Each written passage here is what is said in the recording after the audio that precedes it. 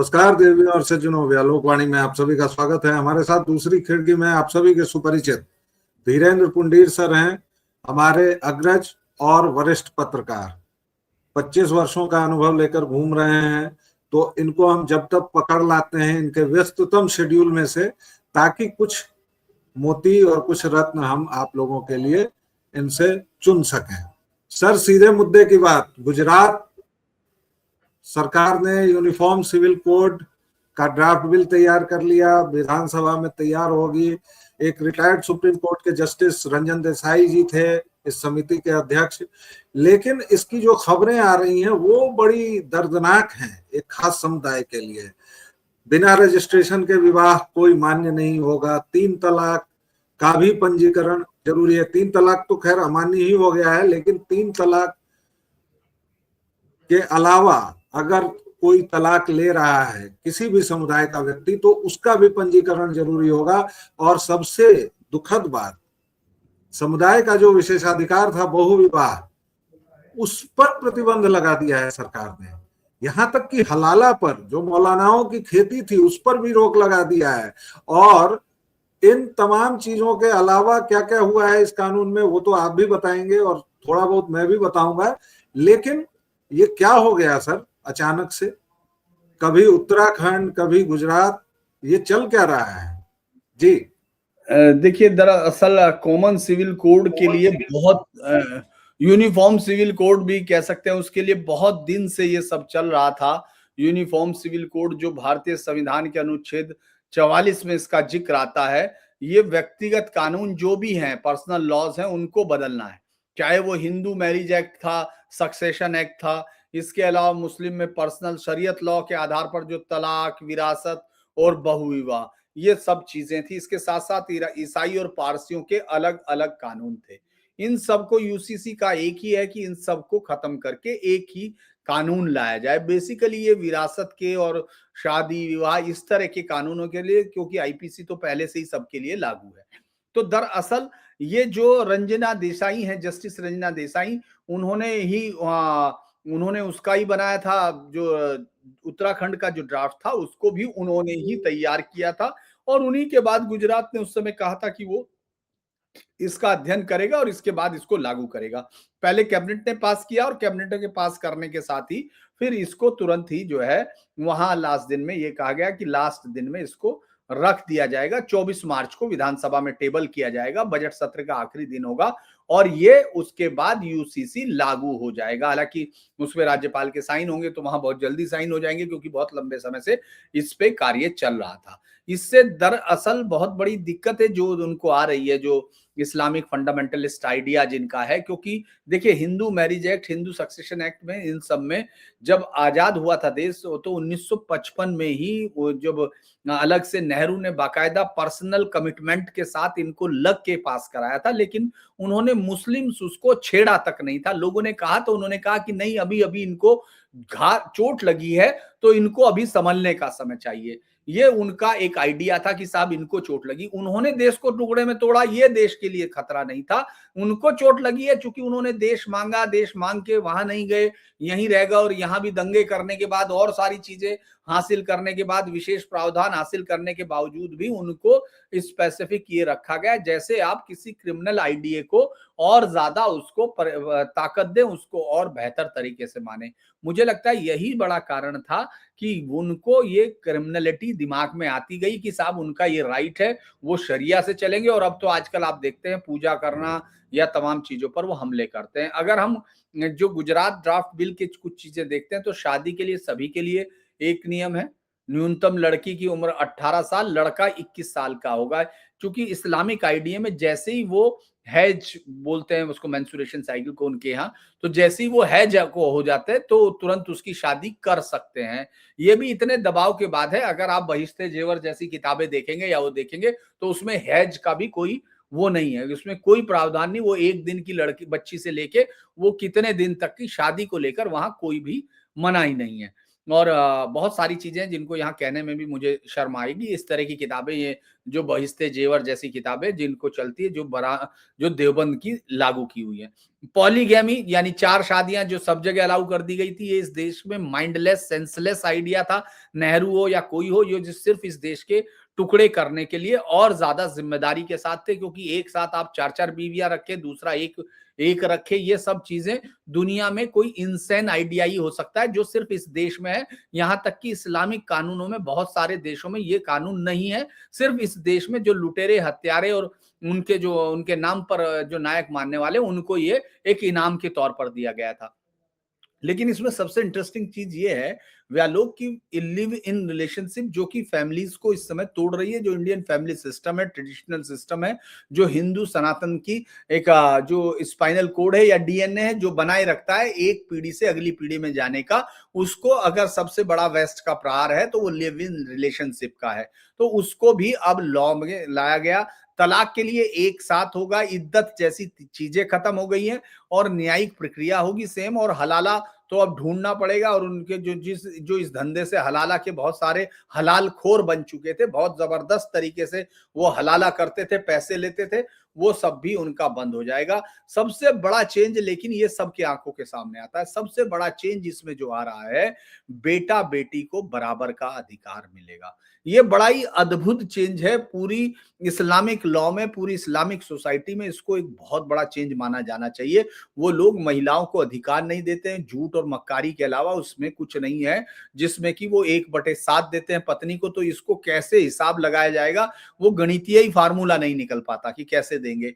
और उसके बाद मरने के बाद अगर वसीयत नहीं है तो वो ज्यादातर संपत्ति भाइयों पर और चाचा ताऊओं पे चली जाती है। वो बच्चियां और महिलाएं दुखी और उसमें रहती हैं। तो ये एक हो जाएगा, मुस्लिम महिलाओं बेटा बेटी को समान अधिकार।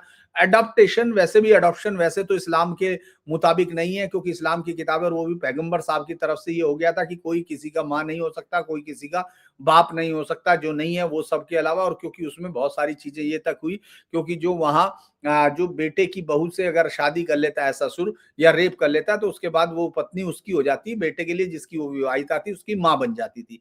तो ये सब चीजें जो थी, इन सबको चूंकि एडॉप्शन उसी के बाद बंद कर दिया गया था वहां उसके समय एडॉप्शन। लेकिन अब इसमें समान नियम है, आपको लेना है ले, नहीं ले, वैसे इस्लाम में उसको लेते नहीं है। तो बिल जो है 2 भागों में है, 7 अध्यायों में है। महिलाओं के बराबर अधिकार और सुरक्षा पर सबसे ज्यादा इसमें अधिकार है। और चूंकि स्पेसिफिक जो आदिवासी हैं, उन सबको सोसाइटी के जो होता है भौगोलिक और सांस्कृतिक विविधता के तौर पर उनको ये एक छूट दी गई है। सरकार ने इसको बड़े दिलचस्प तरीके से कहा है कि साहब ये समानता लाएगा, महिलाओं को मजबूत करेगा, एक भारत और श्रेष्ठ भारत की दिशा में एक कदम होगा। 19 लाख से ज्यादा जन सुझाव इस पर मिले थे। 38 मुस्लिम संगठनों से बात हुई थी, सभी जिलों में दौरा हुआ था। ये उत्तराखंड के बाद दूसरा राज्य होगा, चूंकि 2024 में उत्तराखंड ने पास किया था, लेकिन 2025 में उसके संशोधन हुए थे। वहां भी शादी रजिस्ट्रेशन अनिवार्य हुआ शादी का, और पॉलीगैमी बंद हो गई, बेटा बेटी बराबर लिव इन रजिस्ट्रेशन हुआ। ये पूरा मॉडल उसी पर है। कमेटी की चेयरपर्सन भी वही रिटायर्ड जस्टिस रंजना प्रकाश देसाई हैं, और ये पास होने पर गुजरात दूसरा बन जाएगा। ये लगातार है। मुस्लिम समुदाय, आपको मालूम है, कल भी सड़कों पे था। उससे पहले 2025 में अगर आप देखेंगे, अहमदाबाद, वडोदरा, सूरत में मानव श्रृंखला बनी थी, महिलाओं का प्रदर्शन हुआ था, कहा था ये धार्मिक स्वतंत्रता पर हमला है और शरिया पे असर होगा। ये उनका जो एक पुराना ट्रेडिशनल चलता हुआ है, वो सब हल्ला उन्होंने किया था। जी जी, ये लेकिन बड़ी मजे की बात है कि खुद मोहम्मदन महिलाएं, मतलब महिलाएं नहीं, मोहम्मदन औरतें खुद अपने जो ये तमाम उनके शोषण के शिकार हैं उसके लिए सड़कों पर हैं। कल भी बड़ा जबरदस्त प्रदर्शन किया है इन लोगों ने, लेकिन खैर सरकार के पास चूंकि संख्या बल है तो सरकार इसको लागू कर लेगी। और बाकी तो कांग्रेस है ही कहने को कि भाई हम आएंगे तो 370 भी हटा देंगे, ये सब भी हटा देंगे। 2 जगह ये कानून लागू हो चुका है। एक सवाल मेरा छोटा सा बनेगा, उसके बाद अगले प्रश्न पर जाएंगे, कि सुप्रीम कोर्ट ने भी 12 कह दिया सरकार को, और अभी हाल फिलहाल फिर से इसी मुद्दे पर कहा, क्योंकि वहां भी एक मोहम्मदन के उत्तराधिकार और अधिकार, संपत्ति में अधिकार का मामला चल रहा था, और सुप्रीम कोर्ट ने कहा कि अब वक्त आ गया है कि आप यूनिफॉर्म सिविल कोड या कॉमन सिविल कोड जिसको कहा जाता है वो लागू कर दें। केंद्र सरकार की अब क्या हिचक है इसमें?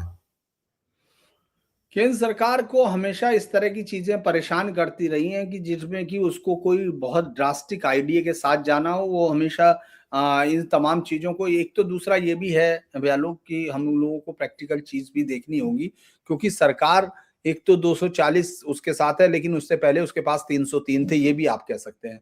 लेकिन जिस तरह की डाइवर्सिटी है और जिस तरह का विपक्ष इस देश में तैयार है, जो सिर्फ इस्लामिक आइडिया को प्रोपेगेट करने के लिए है, जो लगातार इस देश को टुकड़े में करने के जिम्मेदार लोगों की पहचान करने से हमेशा इनकार करता है, जो मुस्लिम लीग कांग्रेस जो बन चुकी है उसकी तरह से अगर आप देखेंगे, या दूसरी जो पॉलिटिकल पार्टियां, रीजनल पार्टियां हैं, या परिवार आधिकारिक पार्टियां हैं, या जातियों पर आधारित पार्टियां हैं, उनको मुस्लिम वोट बैंक ने एक तरह से ब्लैकमेल किया हुआ है, उनको एक लालच दिया हुआ है।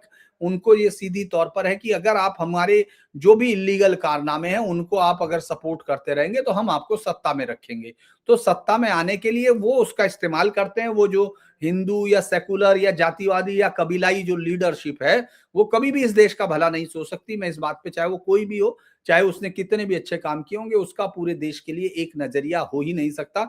वो संकट के समय की कोई भी परिकल्पना उसकी नहीं हो सकती है। वो हम लोग कई बार देख चुके हैं। तो मुझे लगता है कि मुस्लिम वोट बैंक जो हमेशा की तरह जिहाद का एक आइडिया हमेशा उसके ज़हन में, दिल में, उसके दिमाग में, उसके काम में, हर में पलता है, वो उसके साथ इन जातिवादी लोगों के पूरे साथ खेल करता है। और यही कारण है कि सरकार की मजबूरी हो जाती है, क्योंकि अगर आप इस तरह का काम करके और सत्ता से ही बाहर हो गए, तो आने वाली सरकार बदल भी देगी और आपका खामखा का जाया भी हो गया।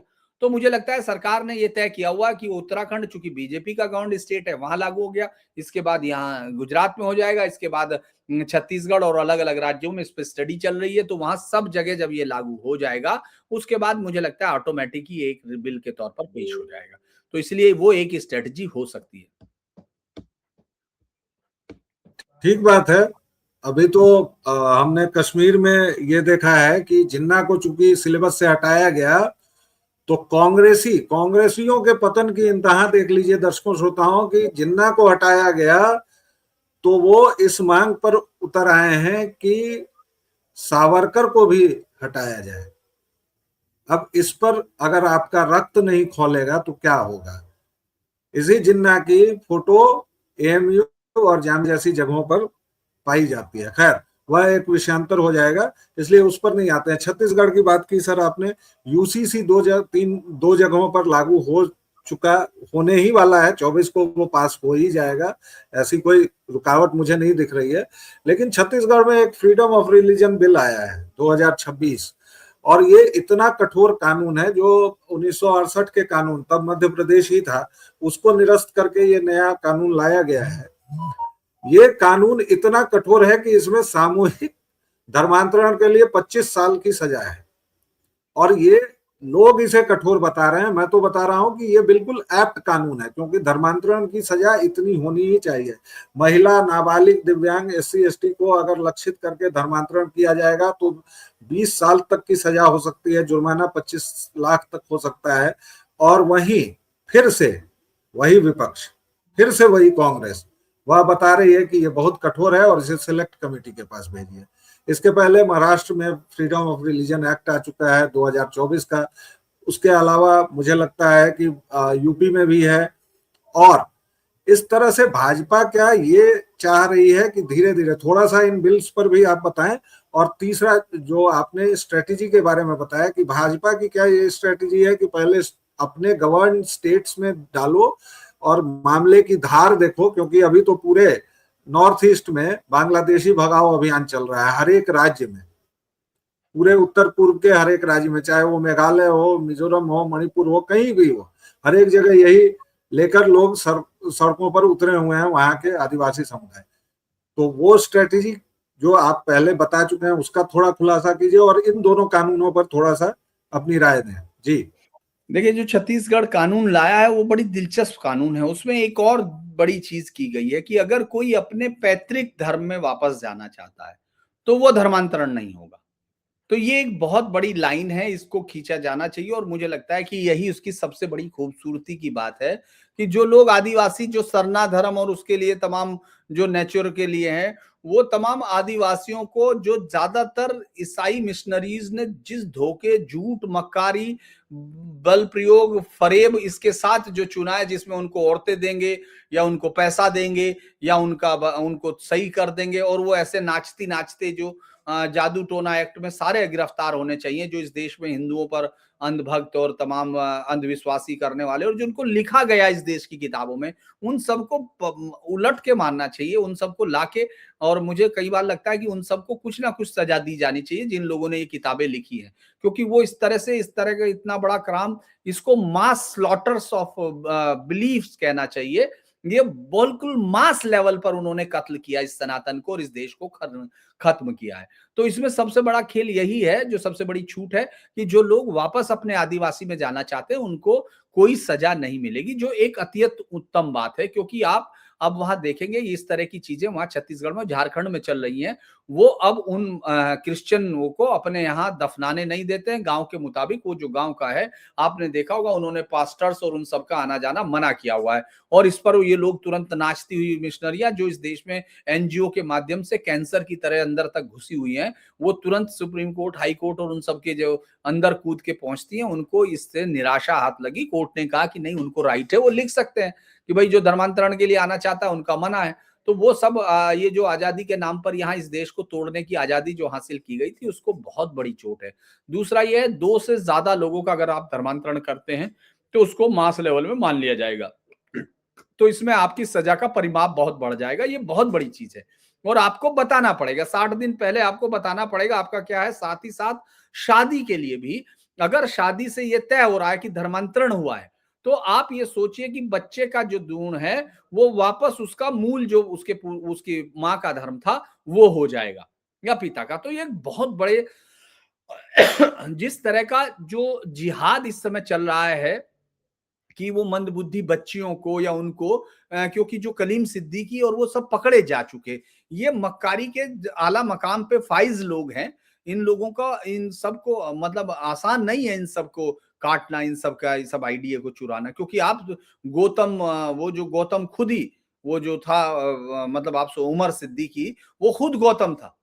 वो सोच के देखिए, वो एक फतेहपुर के राजपूत परिवार से आता है, और हजारों जो मानसिक तौर पर कमजोर बच्चे हैं उन सब का धर्मांतरण कर रहा था। ये हत्यारों से बदतर लोग हैं। इन लोगों के लिए सजाएं जो है कम है, 25-25 साल कम है। इनको तो ताउम्र जेलों में सड़ाना चाहिए, क्योंकि ये सिर्फ हत्यारों को तैयार करते हैं, ये गैंग्स तैयार करते हैं जो बाद में इस देश को टुकड़े कर सके। क्योंकि जिस 2.5 फ्रंट की बात होती थी, अब हर मोहल्ले हर सड़क पर फ्रंट है। तो मुझे लगता है कि ये एक बड़ी, जब इस तरह की नियम आ रहे हैं, नई चीजें, तो वो एक नए जमाने के लिए बन रहे हैं। वरना इससे पहले के धर्मांतरण कानून ऐसा लगता है जैसे बाबा आदम के लिए बनाए हो कि वो हव्वा के साथ शादी ना करे, इस बात पे फैसला होगा। ये सब चीजें जा चुकी हैं। अब आपको नई दुनिया में, क्योंकि आतंकवाद, इस्लामिक आतंकवाद रोज नई तरीके से सोचता है, लेकिन इस देश पर किसी ने इस बात पर निगाह नहीं डाली है, क्योंकि उनको लगता है कि कुछ ऐसा है, कोई ऐसा है। अरे आप इस धर्म, इस जिहाद की जो आइडियोलॉजी है उसको समझ ही नहीं सकते हो। व्यालोक जी, क्या आप मुझे बता सकते हैं कि जो आदमी पोर्क खाता है, जो आदमी दारू पीता है, क्या वो इस्लाम के मुताबिक स्वीकार्य हो सकता है क्या? वो तो उनका कायदे आजम है सर। जी, उसने देश नहीं, तो आप यो बात कायदे आजम होने की नहीं है, बात उसको मान लेने की है। यानी वो इसको मान रहा है कि ये जो सुअर खाने वाला है, ये जो दारू पीने वाला है, जो नमाज नहीं पढ़ता है, वो हमारे लिए जो करता है हम उसको रिपिटेंस देते हैं। तो यानी वो एक इस्लामिक आदमी नहीं है, तो भी इस्लाम के लिए उसको सबसे बड़ा उसका खुद्दाम यानी गुलाम मान ले, या उसको कायदे आजम मान ले, जो चाहे मान ले। मतलब ये सोचा जाना चाहिए कि इस पे बात नहीं होती है। आप ये सोच के देखिए कि जो आदमी सुअर खाता है रात दिन, वो आदमी जो है उनका नायक है, और यहाँ रंग के बूंद गिरने पे कत्ल हो सकता है। तो ये सब जो इस आइडिया के साथ टकराने के लिए जो नया दृष्टि चाहिए, छत्तीसगढ़ का धर्मांतरण का विरोधी जो लॉ है वो उसी की तरह से बना हुआ है। जी, तो मुझे ये लगता है दर्शकों श्रोताओं कि जितनी बातें हम लोगों ने अभी की, उसके हिसाब से, नए जमाने के हिसाब से नए हरबे हथियार लाए जा रहे हैं, और ये एक युद्ध की स्थिति है। हम लोग बीच युद्ध में हैं। इस बात से कोई भी अगर इनकार करता है तो वो खुद को भुलावे में रख रहा है। कोई भी लिपापोती अगर चल रही है इस जिहाद के खिलाफ, इस मोहम्मडनिज्म, इस राजनीतिक विचारधारा का एक ही मकसद है, वो है कब्जा। आपकी जमीन पर, आपके दिमाग पर, आपके धर्म पर, आपके संस्कृति पर, और समूल कब्जा जब तक ये पूरी धरती को काली टेंट से नहीं भर देंगे तब तक ये न थकेंगे न रुकेंगे। इनके लिए बिल्कुल नई स्ट्रेटेजी चाहिए, जैसा कि सर ने बताया। लेकिन अफसोस इसी देश में एक बड़ी संख्या ऐसे मनोरोगियों की है जो खुद सेकुलर कहते हैं, जो खुद को लिबरल कहते हैं, और वो बेसिकली मनोरोगी हैं, जो इन तमाम पाप कर्मों को आज तक संरक्षित ही नहीं करते रहे हैं। जब उन पर प्रहार हो रहा है तो उसको भी बचाने जा रहे हैं। इस पर सोचिएगा जरूर।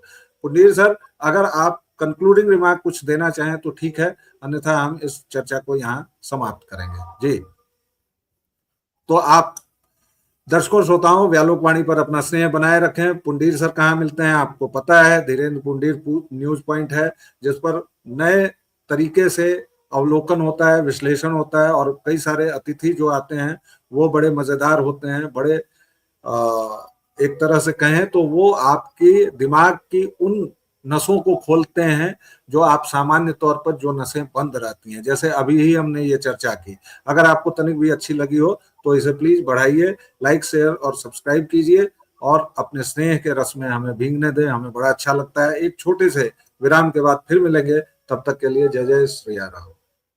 जय श्री राम।